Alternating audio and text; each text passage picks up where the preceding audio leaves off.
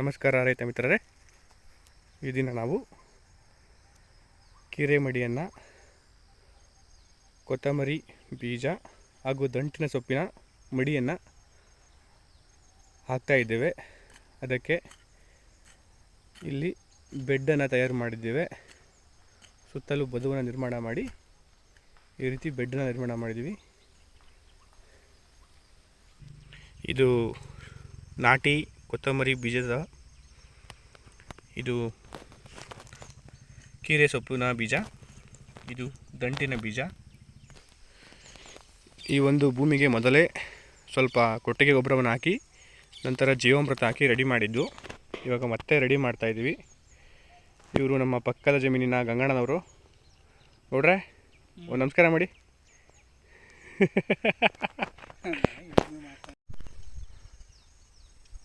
ಅಕ್ತೆ ಎಲ್ಲ ಕಂಪ್ಲೀಟ್ ಆಗಿ ಈಗ ಕುರಿ ಗೊಬ್ಬರವನ್ನು ಹಾಗೂ ಕೊಟ್ಟಿಗೆ ಗೊಬ್ಬರವನ್ನು ಮಿಶ್ರಣ ಮಾಡಿ ಹಾಕ್ತಾಯಿದ್ವಿ.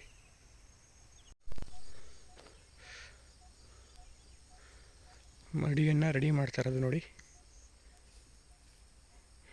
ಗೊಬ್ಬರ ಎಲ್ಲ ಹಾಕಿದ ನಂತರ ಈ ರೀತಿ ರೆಡಿ ಮಾಡ್ತಾಯಿದ್ದಾರೆ. ಅಲ್ಲಿ ನೀರು ಹಾಕಬೇಕು ಅನ್ನೋ ಸಲುವಾಗಿ 2 ಕಲ್ಲುಗಳನ್ನು ಮಧ್ಯದಲ್ಲಿ ಇಟ್ಟಿದ್ದಾರೆ. ಈ ಮಡಿ ರೆಡಿಯಾಗಿದೆ. ನೆಕ್ಸ್ಟ್ ಬೀಜ ಬಿತ್ತನೆ ಮಾಡಬೇಕಾಗತ್ತೆ. ಇವಾಗ ಇನ್ನೊಂದು ಮಡಿ, ಈ ಮಡಿ ಕೊತ್ತಂಬರಿ ಸೊಪ್ಪನ್ನು ಹಾಕೋದಕ್ಕೆ, ಅದು ಕೀರೆ ಹಾಗೂ ದಂಟಿನ ಸೊಪ್ಪಕ್ಕೆ 2 ಮಡಿ. ಇಲ್ಲಿ ಒಂದು ದಿಬ್ಬವನ್ನು ಅಡ್ಡಲಾಗಿ ಕಟ್ಟಲಾಗಿದೆ.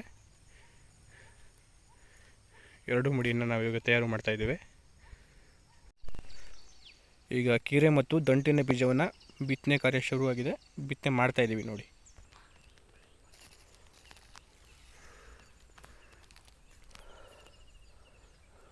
ನೋಡಿ, ಕೀರೆ ಬೀಜದ ಬಿತ್ತನೆಯನ್ನು ಮಾಡ್ತಾ ಇದ್ದಾರೆ.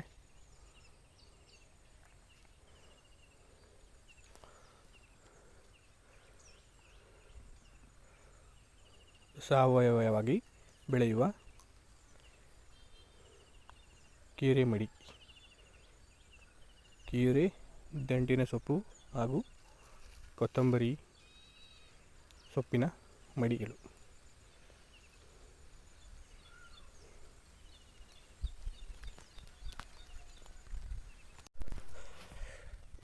ಬೀಜಗಳನ್ನು ಬಿತ್ತನೆ ಮಾಡಿದ ನಂತರ ನಾಟಿ ಹಸುವಿನ ಗೊಬ್ಬರವನ್ನು ಹಾಕ್ತಾಯಿದ್ದೀವಿ, ಕೊಟ್ಟಿಗೆ ಗೊಬ್ಬರ.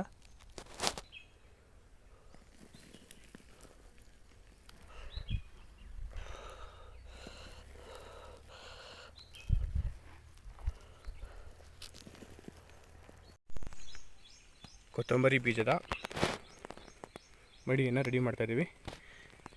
ಈಗ ಬೀಜ ಬಿತ್ತನೆಯನ್ನು ಮಾಡ್ತಾಯಿದ್ದಾರೆ.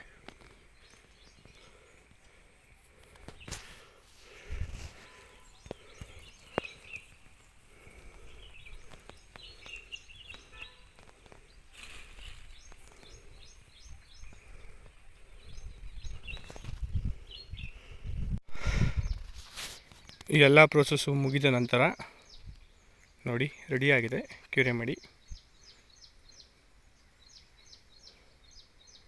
ಇದಾದ ನಂತರ ಇದು ಸಂಜೆ ಅಥವಾ ಇದರ ಮಾರನೇ ದಿನ ನೀರನ್ನು ಸಿಂಪಡಿಸಿದರೆ ನಂತರ ಇದು ಹುಟ್ಟಿದ ಮೇಲೆ ದಿನಕ್ಕೆ 2 ಬಾರಿ ನೀರನ್ನು ಸಿಂಪಡಿಸಬೇಕಾಗುತ್ತದೆ. ಧನ್ಯವಾದಗಳು.